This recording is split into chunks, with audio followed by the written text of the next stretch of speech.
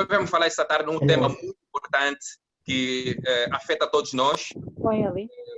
que é o adultério e as suas consequências, não é? Ou, digamos assim, o pecado sexual. É um tema muito importante, muito pertinente. Muito mesmo. E vamos pedir aqui, aquelas pessoas que tiveram os microfones ligados, digamos assim, para poderem desligar, para podermos ouvir a palestra sem interrupção. E, obviamente, se algumas pessoas não puderem conseguir desligar os microfones, com toda a permissão, eu poderei, então, assim, desligar. Mais uma vez, obrigado, pastor Joeli. Esse é o tempo, então, o tempo é todo teu. Obrigado, pastor. Ok. Eu vou pedir para liberar, para compartilhar a tela e também, se possível, compartilhar para a gravação. Deixa eu deixar já no ponto aqui.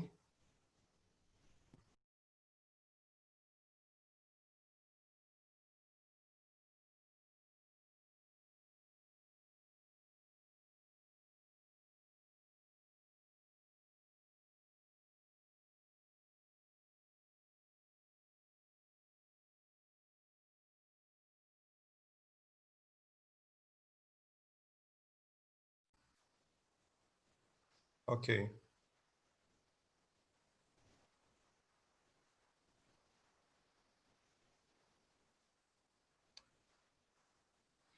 Muito bem. Estão me ouvindo? Ok? Maravilha. Primeiro eu vou brevemente falar a razão pela qual eu tive a ousadia de abordar esse tema, e tem relação com o fato de que, na experiência pastoral, eu tenho percebido que nós, como igreja, muitas vezes não caímos em questões como drogas, bebida, roubo, assassinato. Eu, dos anos que eu estou na igreja, nunca vi um irmão que acabou tendo esse tipo de problema, né? Mas, frequentemente, nós vemos irmãos caindo na questão da moralidade, na questão sexual. Então, o sujeito não bebe, não fuma, não se droga, não rouba, não mata, mas adultera. Ou tem algum problema na área de imoralidade, pornografia, entre outras coisas. E eu comecei a perceber que esse é um tema sensível. E é um tema que, muitas vezes, as pessoas não têm com quem falar. Porque, eventualmente, a pessoa tem esse problema pessoal, tem essa carência, tem essa questão no seu coração, e não tem, às vezes, liberdade para abrir o coração junto à própria esposa, ou a mulher para o marido, ou para um amigo, porque muitas vezes é julgado, é estigmatizado, é rotulado, enfim, sofre preconceito, entre outras coisas. E então eu resolvi abrir esse espaço e vi que foi guiado por Deus, porque eu criei um e-mail para que pessoas pudessem mandar suas angústias, suas aflições, além do meu contato pessoal, e eu recebi contatos de pessoas que estão afligidas com essa questão. Pessoas que muitas vezes não tinham com quem falar, estavam morrendo espiritualmente, e através desse vídeo, dessa série que eu iniciei, acabaram encontrando forças, encontrando uma via para compartilhar suas lutas e buscar ajuda. Então, eu creio que é um assunto delicado, sensível, porém necessário. E para que houvesse uma didática nesse assunto, nessa temática hoje, eu resolvi apresentar uma abordagem de caça-mitos, caçadores de mitos. Eu trouxe 10 mitos a respeito desse tema, para nós olharmos a questão da pureza sexual de um jeito desmistificado, sem rótulos, olhar a coisa de um jeito muito assim honesto. Então, essa vai ser a linha, vai ser a abordagem. Deixa eu só silenciar o meu WhatsApp para não ficar só um instante.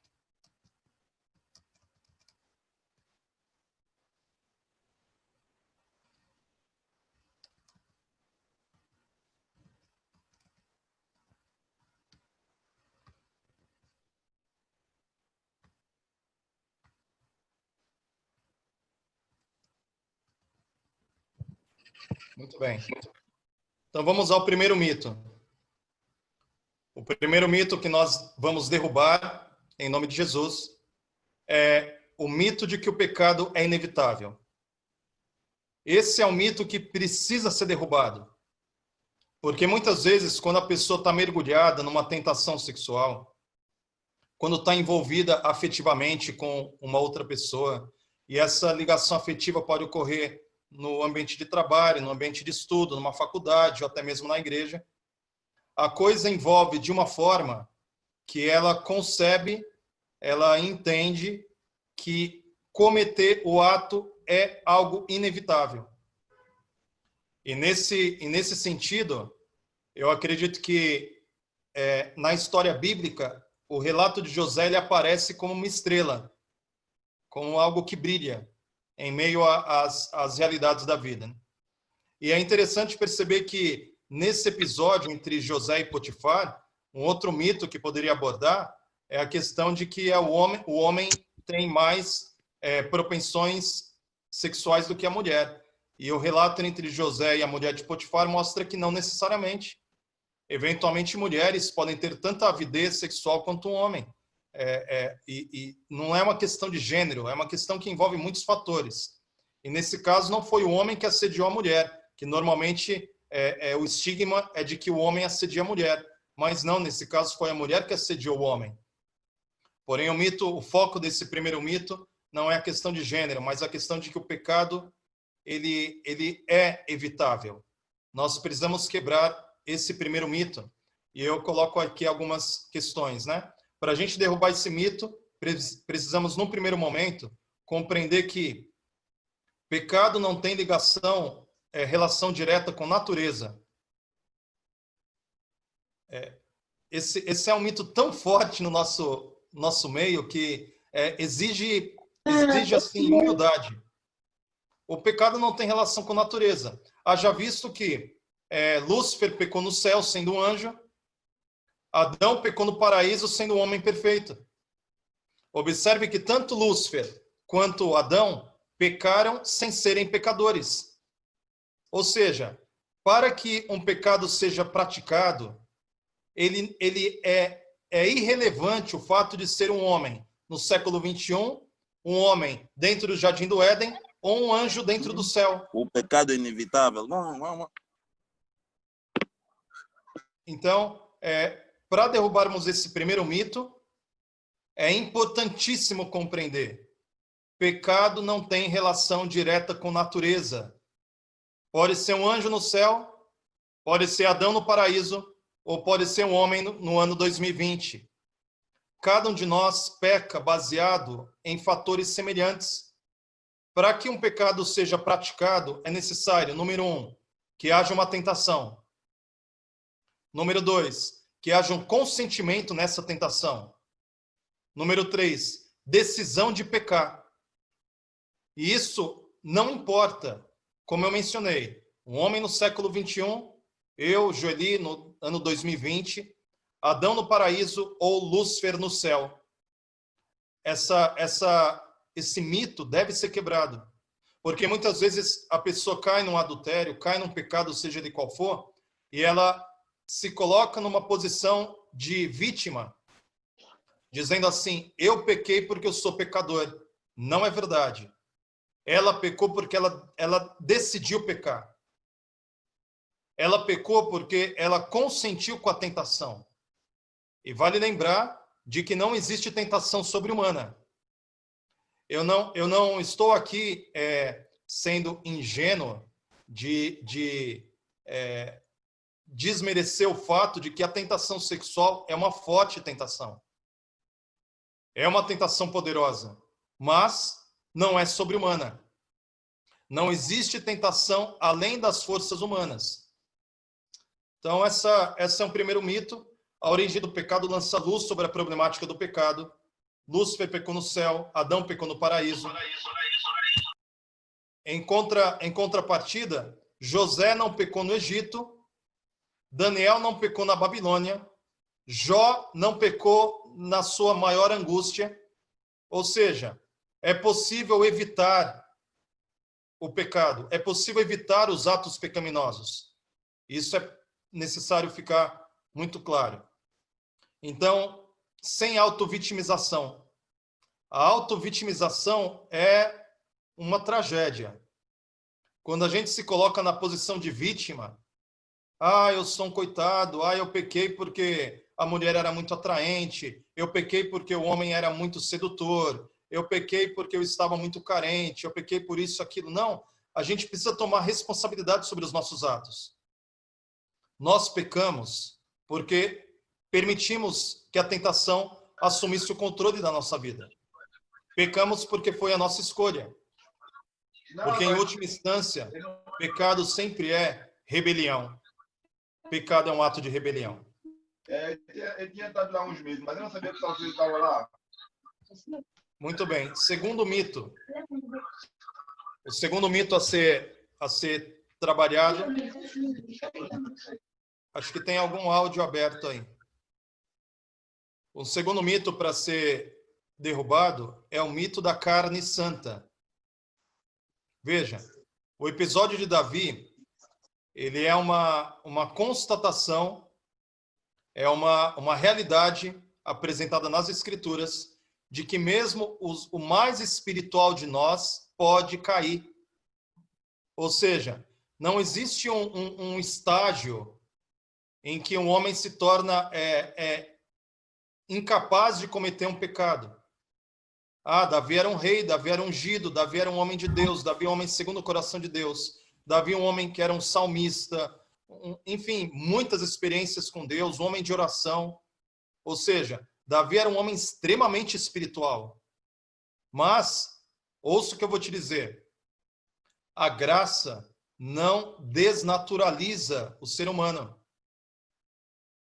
A graça não nos torna um indivíduo fora da janela de oportunidades humanas. E Davi é uma prova disso. Então, nesse mito, a gente deve entender que pessoas espirituais também sentem fortes desejos sexuais.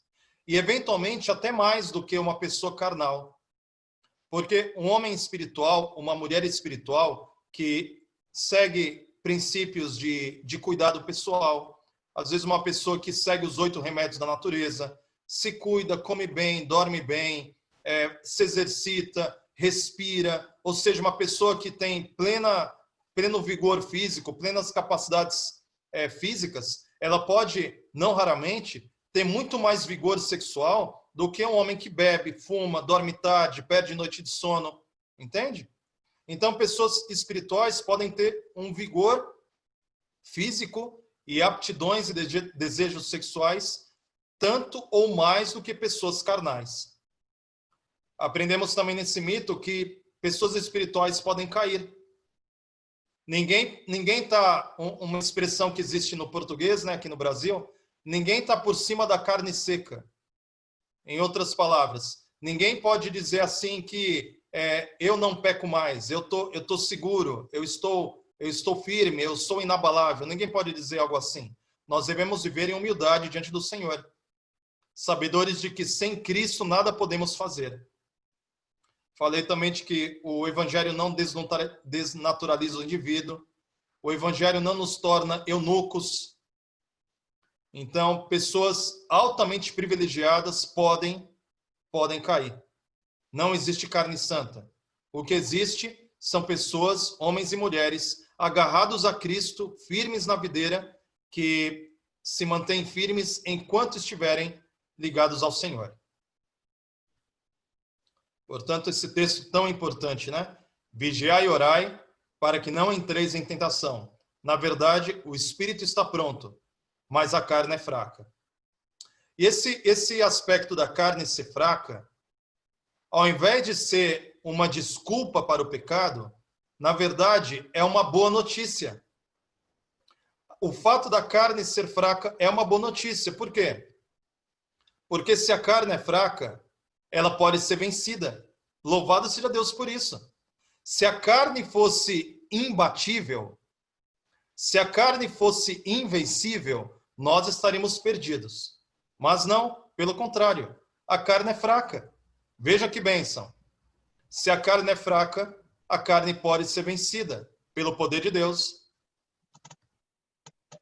Mito número 3. O mito de que o adultério é o pecado contra o Espírito Santo. Sabe, eu não posso minimizar o adultério. De fato, é um pecado. Os adúlteros, aqueles que mantiverem-se na prática do adultério, jamais verão o reino de Deus. Mas o pecado nos evangelhos é tratado com naturalidade. Jesus tratou o adultério com naturalidade. O que significa isso? Por mais constrangedor que seja, por mais escandaloso que seja o adultério, a maneira como Jesus tratou aquela mulher adúltera é um parâmetro para nós.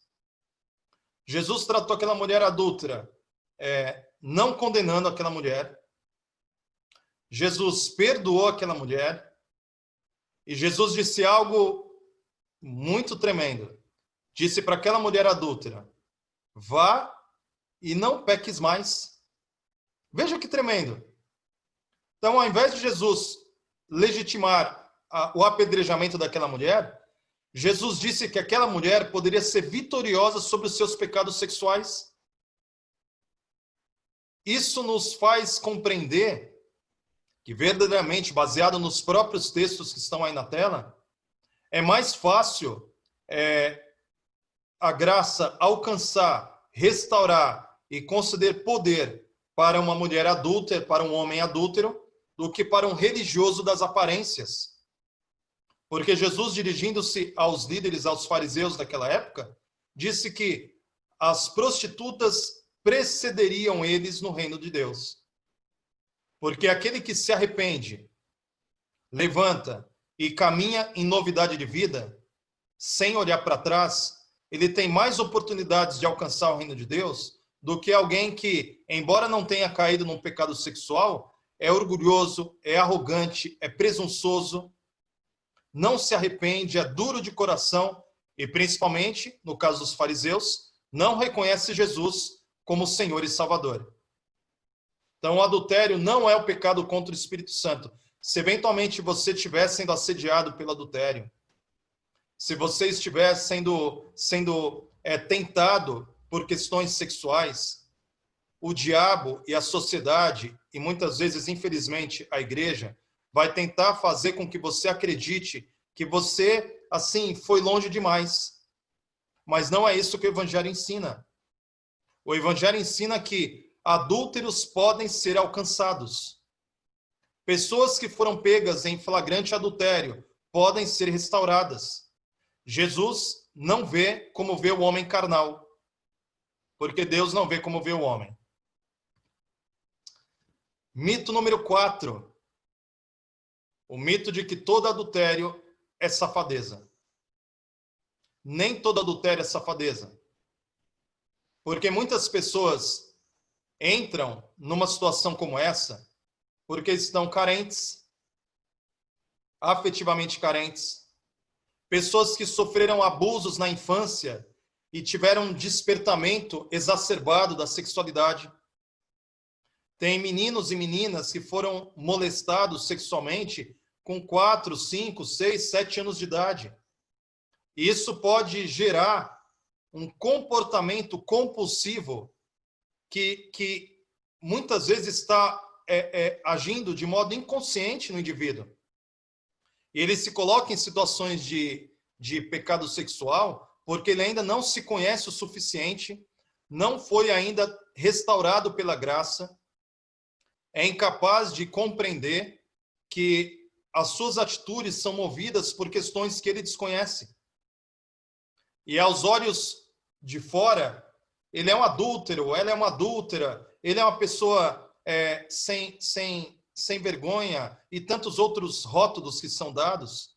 Mas Jesus, olhando para essa pessoa, vê uma pessoa traumatizada, uma pessoa que foi abusada, uma pessoa que tem carências profundas, pessoas que têm um abandono, gente que às vezes foi abandonada pelo pai, quem sabe uma menina que tem uma carência masculina profunda. O pai a abandonou, ela vive com uma sede por intimidade masculina, mas, na verdade, a carência dela é pela presença de um pai. O mesmo pode acontecer em relação ao menino. Então, a gente não pode julgar uma pessoa que está nessa condição com olhos, com os olhos dos fariseus que tinham pedras nas mãos. Agora, é claro, a prática do adultério, ela denuncia um caráter corrompido, um caráter pecaminoso. Porque, eventualmente, pessoas nas mesmas circunstâncias, que também foram abusadas, também foram traumatizadas, também tiveram abandonos emocionais, não praticam o adultério, porque tem um caráter mais firme. E o exemplo disso é José. José no Egito. José foi traumatizado pelos irmãos. José foi abandonado emocionalmente pelos irmãos. José estava numa terra distante, carente, constantemente assediado por uma mulher rica. Eventualmente podia ser uma mulher atraente, mas mesmo assim ele não caiu em adultério. Ou seja, não podemos, voltando ao primeiro mito, não podemos nos auto-vitimizar. No sentido de, já que eu fui abusado, já que eu sou carente, já que eu fui abandonado, então o adultério está legitimado porque eu sou assim. Não é isso. Devemos entender o quadro, mas buscar transformação no caráter. Porque é certo, ninguém entrará no reino de Deus com caráter pecaminoso. O caráter deve ser transformado nessa vida. Nós precisamos buscar em Deus força para a transformação do nosso caráter. Porque não poderemos chegar nos céus usando desculpas, usando pretextos. E aí é fato, a carência cria afetos imaginários. Muitas vezes a outra pessoa, a carência faz com que a outra pessoa pareça perfeita, pareça atender todas as nossas demandas, parece que a outra pessoa atende todos os nossos buracos emocionais, enquanto o nosso cônjuge que está ao nosso lado parece que fica opaco, fica em preto e branco, a outra pessoa fica vistosa, porque eventualmente a carência gera esses afetos imaginários. E aí eu encontrei algumas frases aí. Por carência afetiva, damos a algumas pessoas bem mais valor do que elas realmente possuem. Isso é fato. Esse eu achei até bastante forte, mas é preciso entender. Cuidado com a carência, pois é um sentimento diabólico, capaz de transformar um mau caráter em um ser perfeito. Sexo em amor. Defeitos gravíssimos em pequenos detalhes. Pessoas nada a ver com a gente, com pessoas como se fossem almas gêmeas, né? Então, a carência, ela pode trazer obstáculo, deixa a pessoa cega. A carência pode nos cegar. Mito número 5. Adultério consentido não é adultério. Esse é um mito que deve ser quebrado. Abraão, ele adulterou com a sua serva chamada Agar, com consentimento da esposa. Então, veja, às vezes um sujeito, normalmente eu já vi casos assim envolvendo homens, né? Mas eventualmente pode acontecer com mulher também. O homem decide ser sincero. Ao invés dele encontrar um caso extraconjugal secreto, ter uma amante secreta, ele resolve ser sincero com a esposa. E aí inventa ou coloca as prerrogativas, os pretextos e diz assim, olha, eu não quero mentir, eu não quero te enganar. E a esposa, muitas vezes, por amar o marido ou por ter uma baixa autoestima, acaba aceitando uma outra pessoa. E o marido passa a adulterar com o consentimento da esposa. Veja, isso ainda assim é adultério. E é pecado. Não é pelo fato de que a esposa consentiu ou o marido aceita que a esposa tenha outras intimidade com outros homens, que isso deixa de ser adultério, deixa de ser pecado. Sinceridade não significa redenção.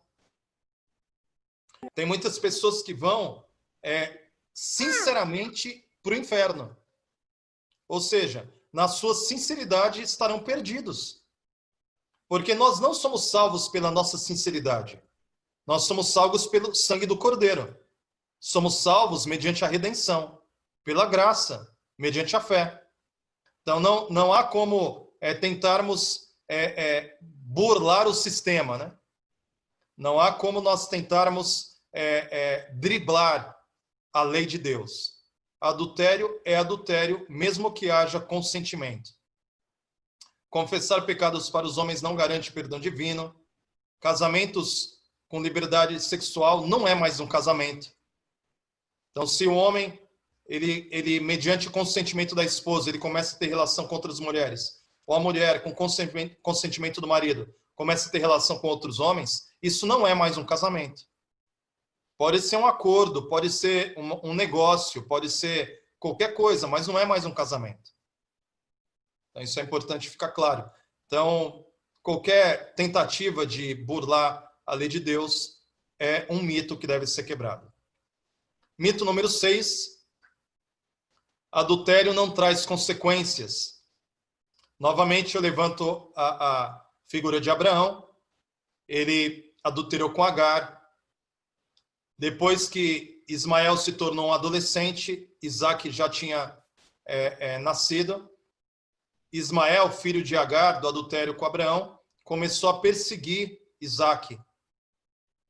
E Sara, para proteger a integridade física, emocional e espiritual de Isaac, pediu que Abraão mandasse a serva e o seu filho embora. O coração de Abraão sofreu muito com isso, mas pela promessa de que em Isaac viria a descendência que daria origem a Jesus Cristo, ele mandou Agar embora. Ismael também. Você deve conhecer a história. O Senhor ouviu a oração e o clamor de Ismael, e Ismael se tornou uma grande nação. E essa grande nação deu origem ao povo árabe, ao povo muçulmano, que se encontraria fronteiriço com os irmãos. E hoje, o povo muçulmano e o povo cristão é como água e óleo, que não se misturam. E muitas vezes em países, estados islâmicos, países fechados, o cristianismo tem muita dificuldade de prosperar. Ou seja, o adultério traz consequências. Nesse caso, eu mencionei uma consequência histórica, mas existem outras. Aí é uma representação de uma nação que se tornou poderosa na Terra e que, infelizmente, tem conflitos com o cristianismo.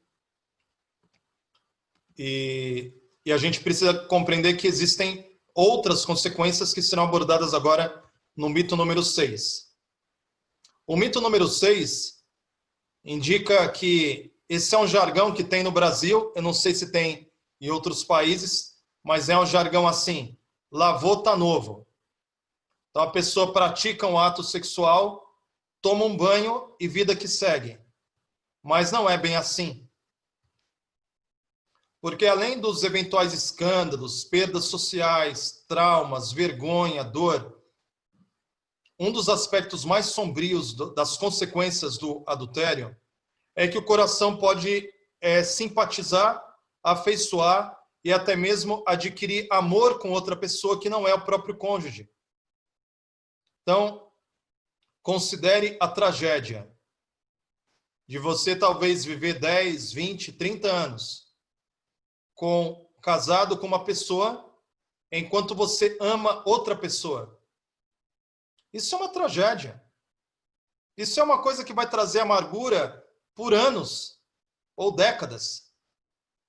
Então, quando alguém entra numa relação extraconjugal, ele não corre só o risco de ser descoberto, do seu pecado se tornar público, e no futuro perder a salvação. Mas também ele corre o risco de, nessa vida, andar com o fardo de viver com uma pessoa amando outra. Isso é uma coisa terrível. Porque daí você está com a sua família pensando em outra pessoa. Você está com seu marido pensando em outro homem. Ou você está com a sua esposa pensando em outra mulher, desejando outra pessoa. Isso é uma coisa que é um martírio, é um espinho na carne. Portanto, é muito melhor você estar numa relação por inteiro. Estar numa relação com integridade. Porque o adultério, ele traz consequências.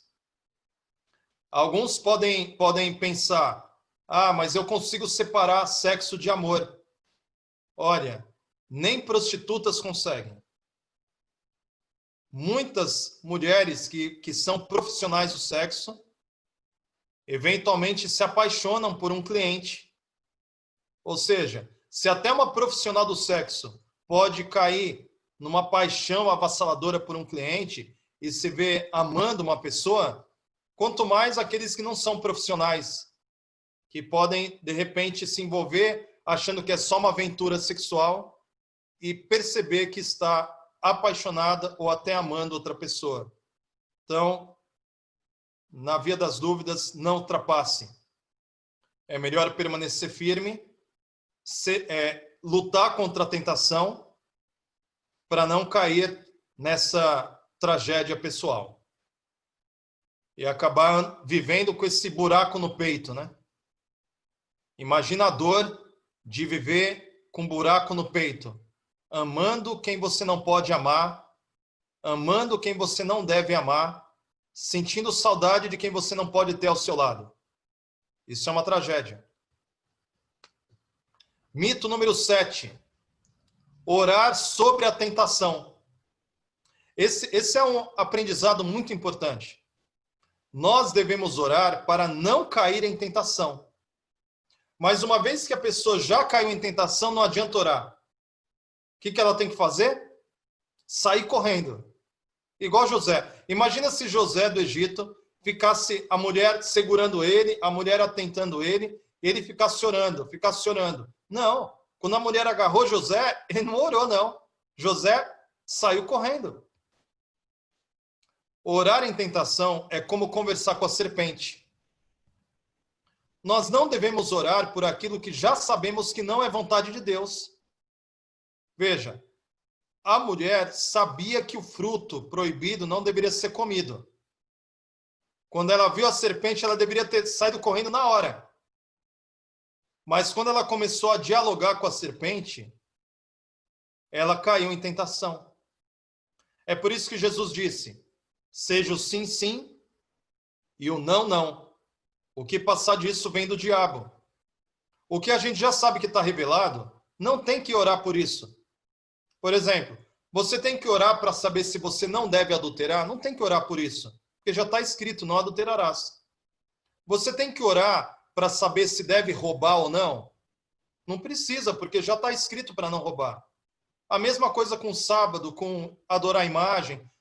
O que está revelado, já está revelado. A gente só deve agir. E se vier a tentação, orar antes da tentação. Mas quando cair na tentação, ou quando você estiver no meio da situação, a única coisa que você pode fazer é fugir. Porque, veja, eu já vi pessoas que estavam no meio do adultério, estavam vivendo uma prática de uma relação extraconjugal e ficavam orando. Oravam, encontravam com a pessoa. Oravam, encontravam com a pessoa. Olha, sendo bastante sincero, esse tipo de oração só aumenta o desejo sexual. Porque vira uma compulsão. A pessoa começa a orar do tipo assim: Deus me livre, quem me dera. Quanto mais ela ora, mais desejo surge no coração dela. Porque ela está orando em pecado. Ela está orando em injustiça. Ela está se enganando. Isso é algo muito sério. Então, se você já tiver em tentação, se você já caiu em tentação, ou se a pessoa está do seu lado, a coisa está prestes a acontecer, não adianta orar. Fuja. Lidar com pecados sexuais exige objetividade. Sim é sim, não é não. nós não podemos entrar no campo da subjetividade. Carências afetivas, buracos emocionais, traumas, abusos, as coisas que falamos. A prática é pecaminosa? Se é pecaminosa, saia fora. Não dialogue com a serpente, não dialogue com seu coração, porque o coração é enganoso. Se a gente começar a raciocinar com o coração, você vai cair. Você vai cair. Mito número 8. O mito de que vencer é fácil. Não é fácil. Na verdade, vencer por nós mesmos é impossível. É impossível. A carne jamais pode agradar a Deus. O que nasce da carne é carne. Se não nascermos da água do Espírito, jamais herdaremos o reino de Deus. E o canal do YouTube que eu criei, Joeli Gerva, é justamente com esse propósito.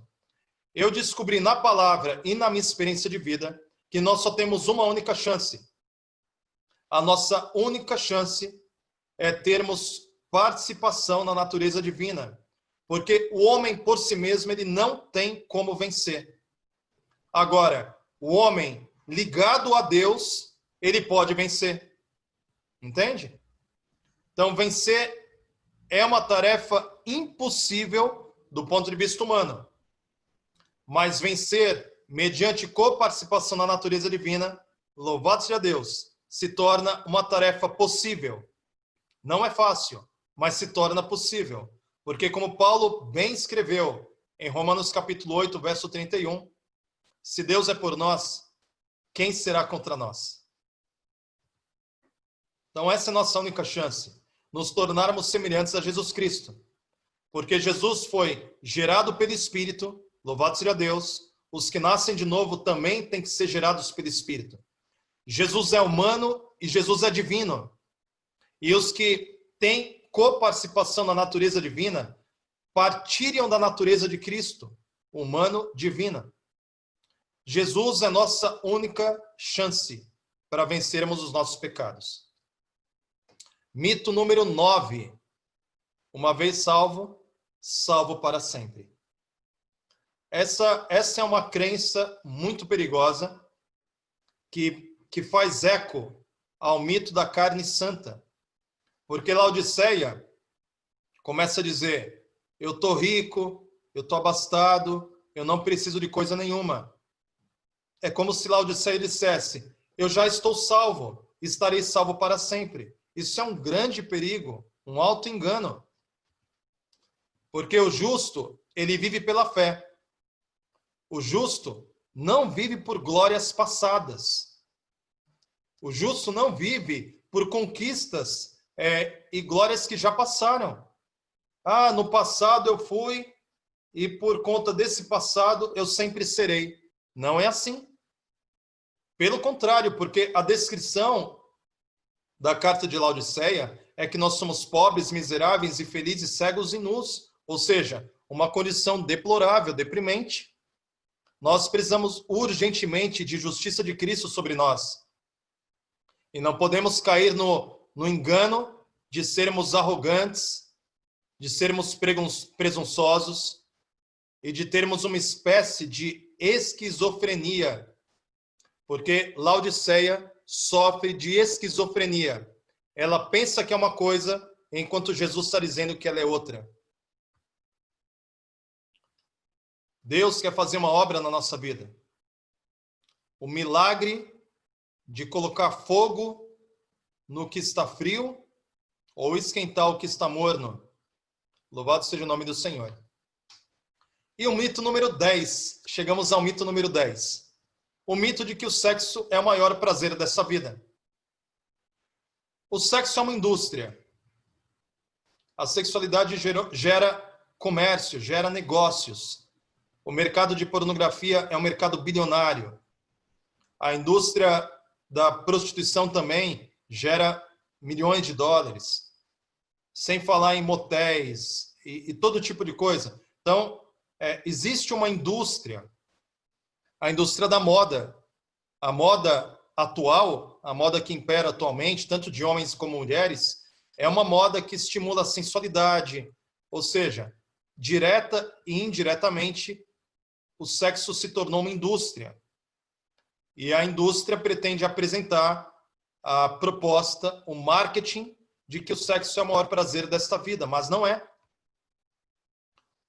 Número 1, sexo não é uma pílula mágica que resolve todos os problemas. Número 2, uma fase maravilhosa na nossa vida é a infância. E a não ser que tenha ocorrências como abusos e traumas, uma criança passa os primeiros anos da sua vida sentindo extremo prazer, alegria, contentamento, êxtase, sem experiências sexuais. A criança brinca, corre, sobe na árvore, se diverte. Uma criança comendo um chocolate, um doce, um prazer enorme, sem envolver sexualidade. Assim como uma pessoa chega eventualmente à velhice e ela tem o prazer de ver os netos, os bisnetos, viajar, ter experiências, leitura, olhar para o passado, olhar para a vida, tem grande prazer sem envolver necessariamente sexualidade. A vida sexual é uma janela na experiência humana, que dura aí algumas décadas.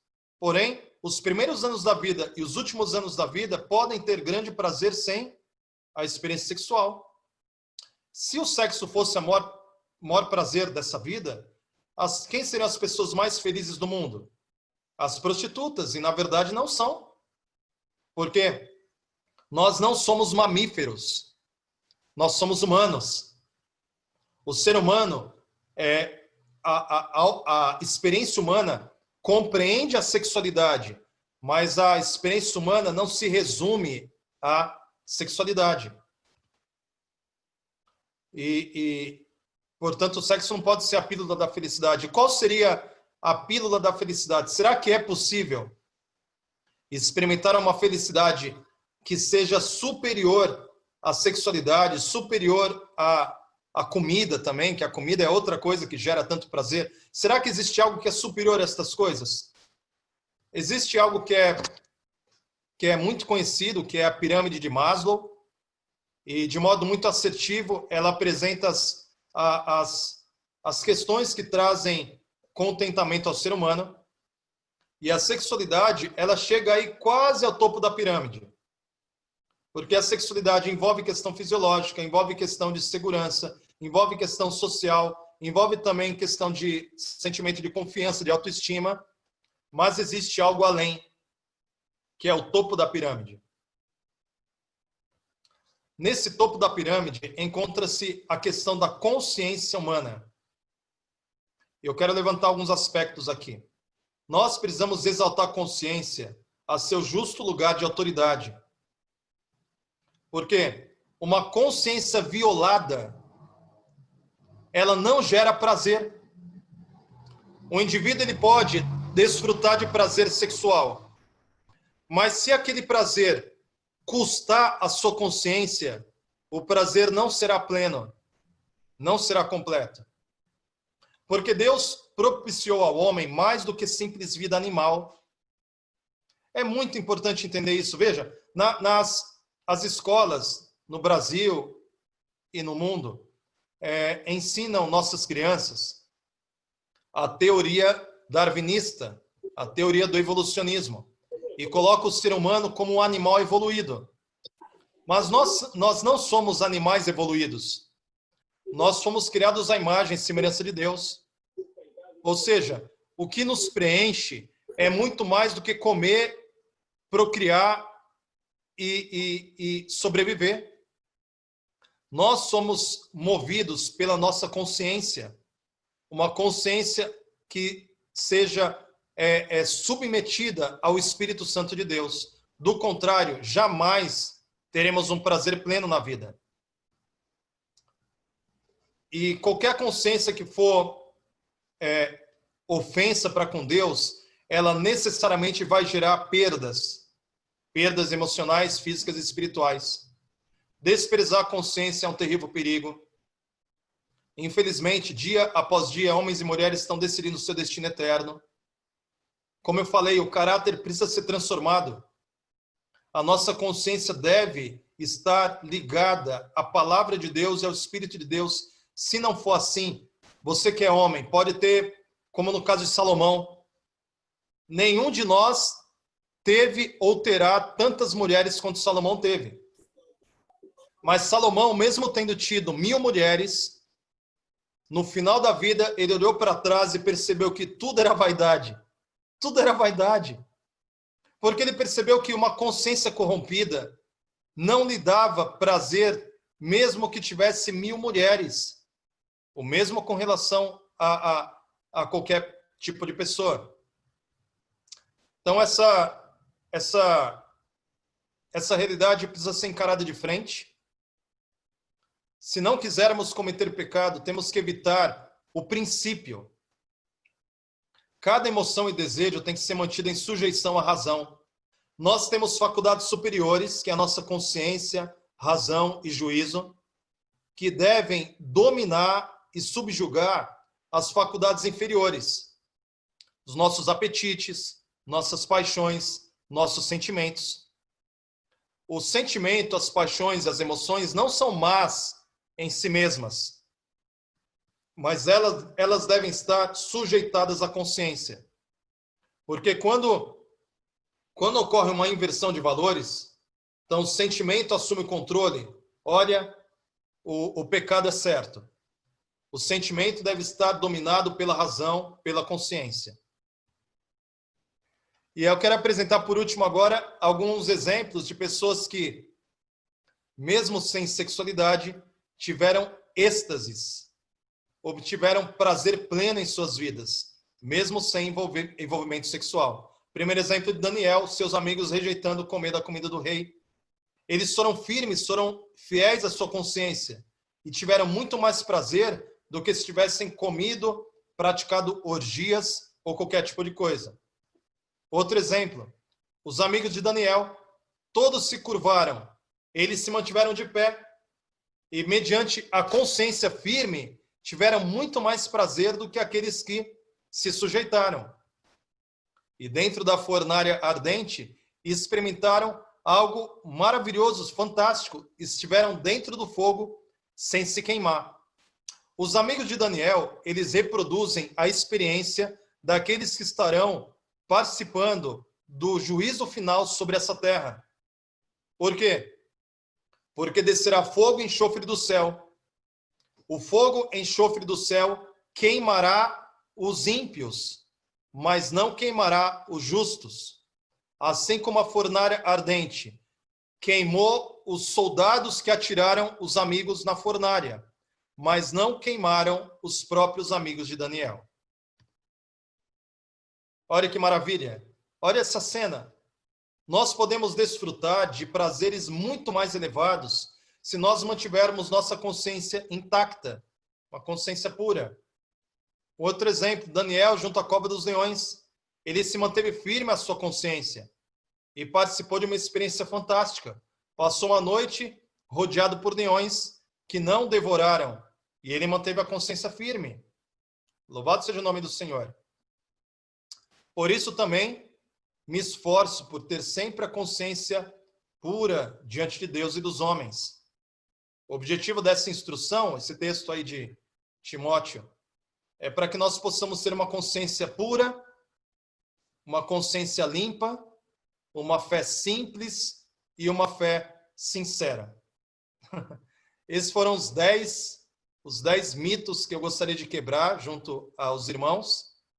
E aqueles que virão no futuro, quando estiver gravado e virão através dessa reprodução, que nós possamos entender que verdadeiramente nem só de pão viverá o homem, nem só de sexualidade, nem só de conquistas terrenas, mas de toda palavra que procede da boca de Deus. Louvado seja o nome do Senhor. Amém. Amém. Amém. Amém. Senhor. Amém. Glória a Deus. Amém. Amém.